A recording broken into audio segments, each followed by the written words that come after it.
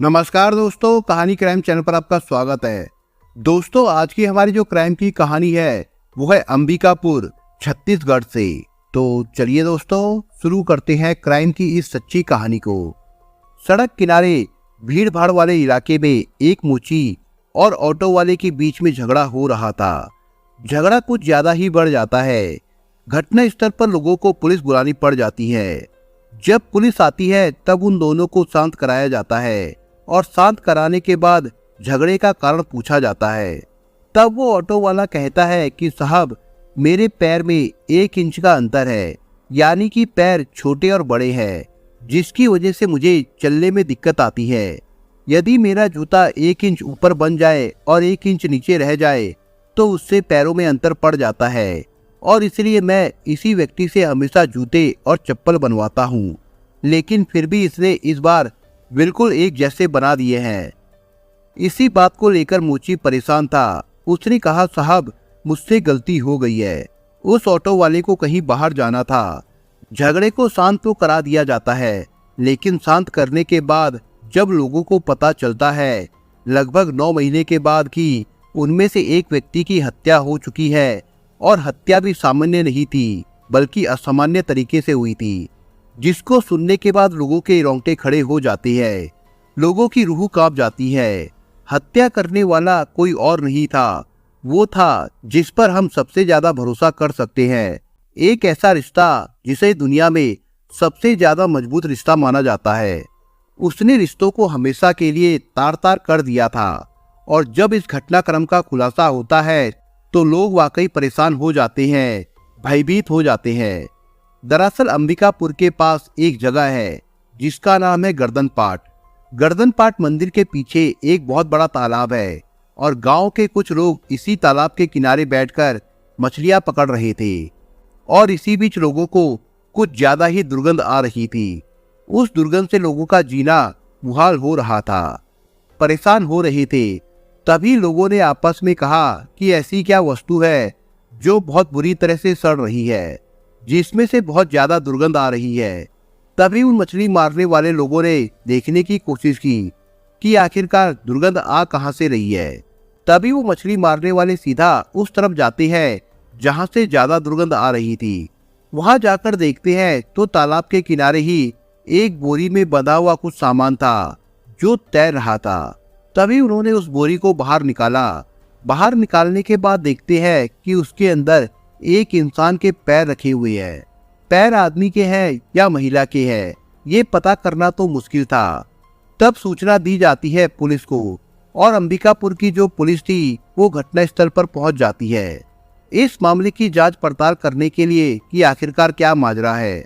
Police वालों ने आसपास के लोगों के साथ मिलकर और डॉग स्क्वाड की मदद से ये पता करने की कोशिश की कि शरीर के बाकी हिस्से कहाँ है, बाकी अंग कहाँ है। पुलिस ने तमाम कोशिशें की लेकिन बाकी अंग मिल नहीं पाए। और तभी पुलिस ने उन 2 पैरों को कब्जे में लेकर पोस्टमार्टम के लिए सरगुजा भेजा। और सरगुजा से पोस्टमार्टम की जब रिपोर्ट आती है तो उसमें पता चलता है कि मौत लगभग 26 दिन पहले हुई है। जो लाश के टुकड़े मिले हैं वो 26 दिन पुराने थे। अब इसी बात को देखते हुए पुलिस वाले अपनी जांच पड़ताल करना शुरू कर देते हैं और ये पता लगाने की कोशिश करते हैं कि आखिरकार मरने वाला कौन था। जितने भी आसपास के थाने थे सभी जगह पर मैसेज दिया जाता है, संदेशा दिया जाता है ये पता करने के लिए कि आपके एरिया में कोई गुमशुदा हो तो उसके बारे में पता करके बताइए।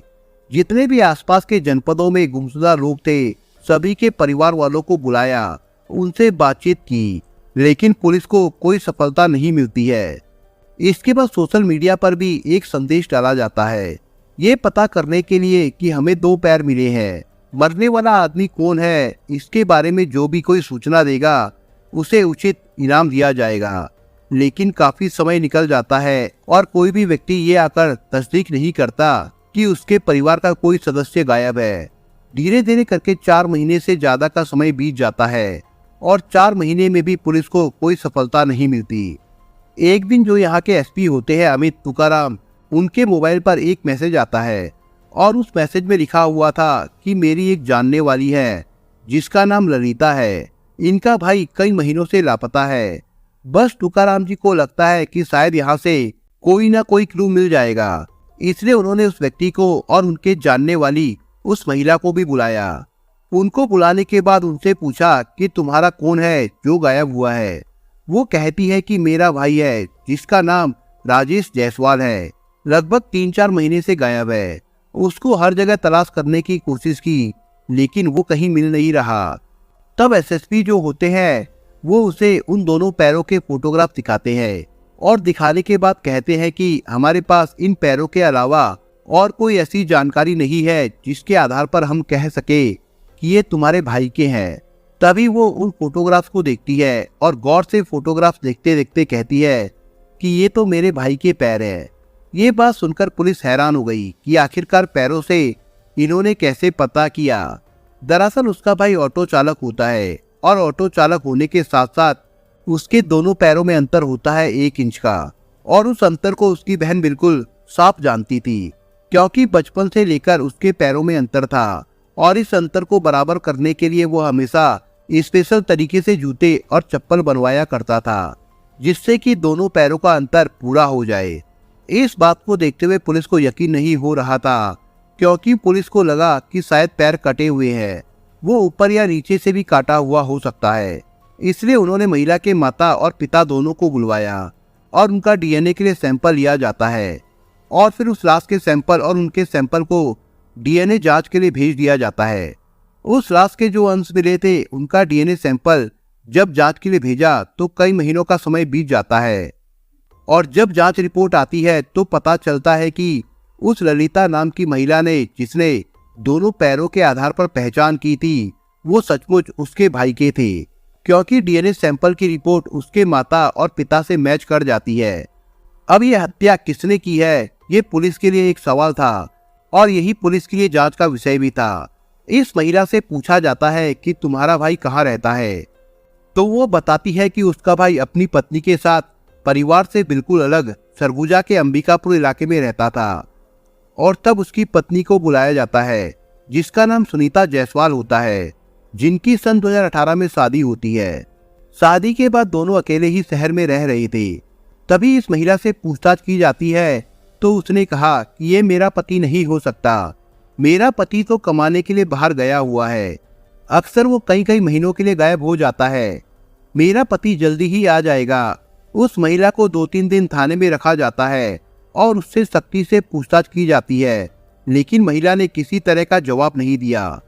तब पुलिस अपने स्तर से उसके पास पड़ोस वालों से पूछताछ करती है तो पुलिस को कुछ ऐसी जानकारी मिलती है जिसको सुनने के बाद पुलिस के कान खड़े हो जाते हैं। दरअसल जब इसका पति बाहर रहता था तब इसके घर के अंदर एक व्यक्ति आता था जिसका नाम बैजनाथ जायसवाल होता है।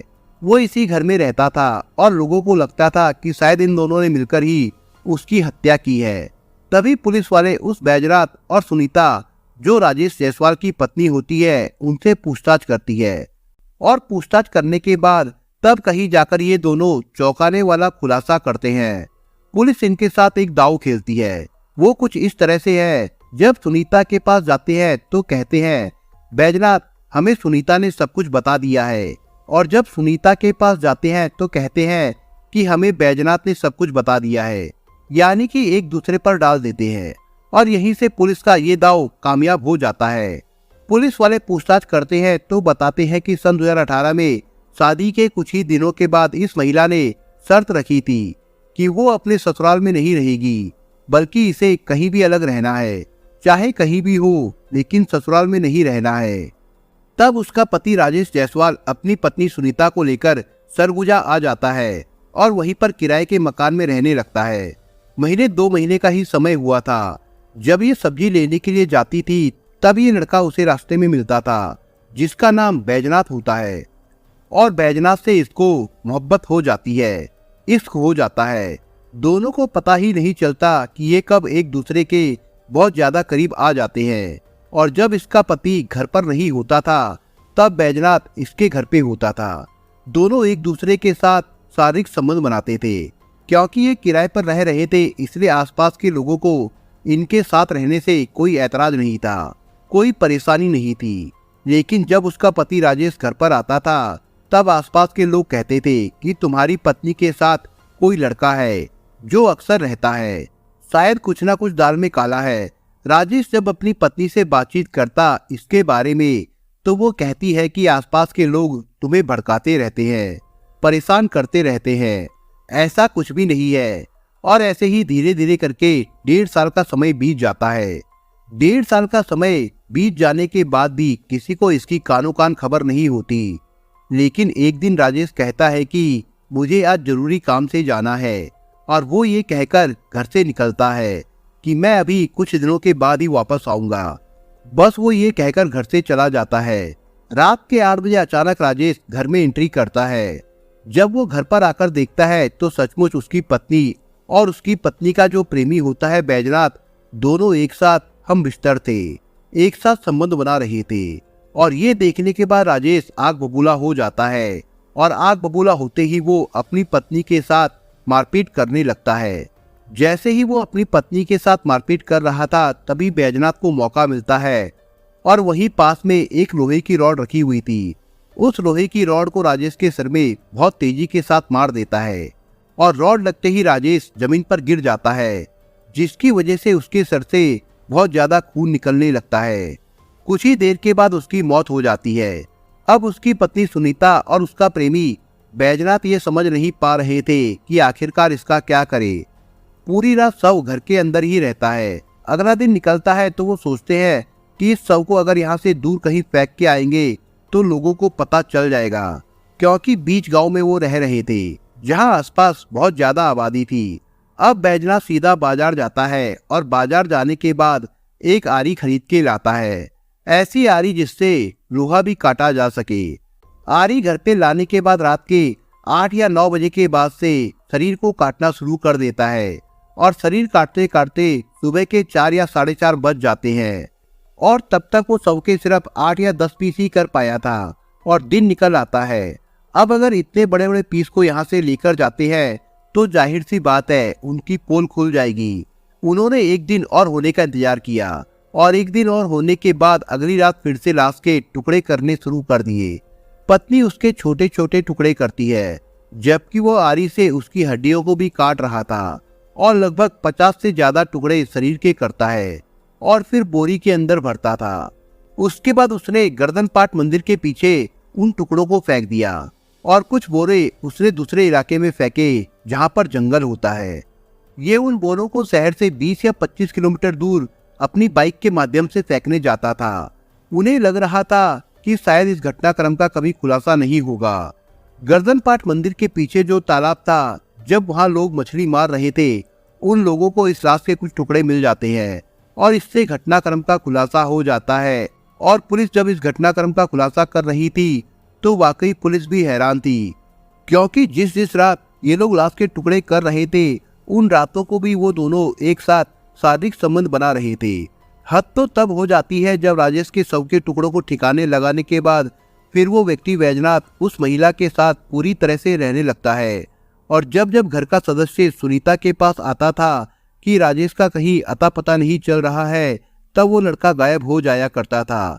बाकी समय में बिल्कुल साथ में रहता था। सब कुछ साथ साथ कर रहे थे 4 महीने तक, जब तक उसकी बहन रिपोर्ट दर्ज नहीं करा देती है। तब तक ये दोनों बिल्कुल ऐसे ही रहते हैं। बाद में ये कुछ समय के लिए सावधानी बरत रहे थे, लेकिन डीएनए रिपोर्ट आने के बाद जब पुलिस वालों ने गांव में जाकर पूछा तो इनकी हकीकत सामने आ जाती है, और इस घटनाक्रम का खुलासा हो जाता है। मार्च 2022 को इस घटनाक्रम का खुलासा होता है। पुलिस इन दोनों आरोपियों को गिरफ्तार करके जेल भेज देती है।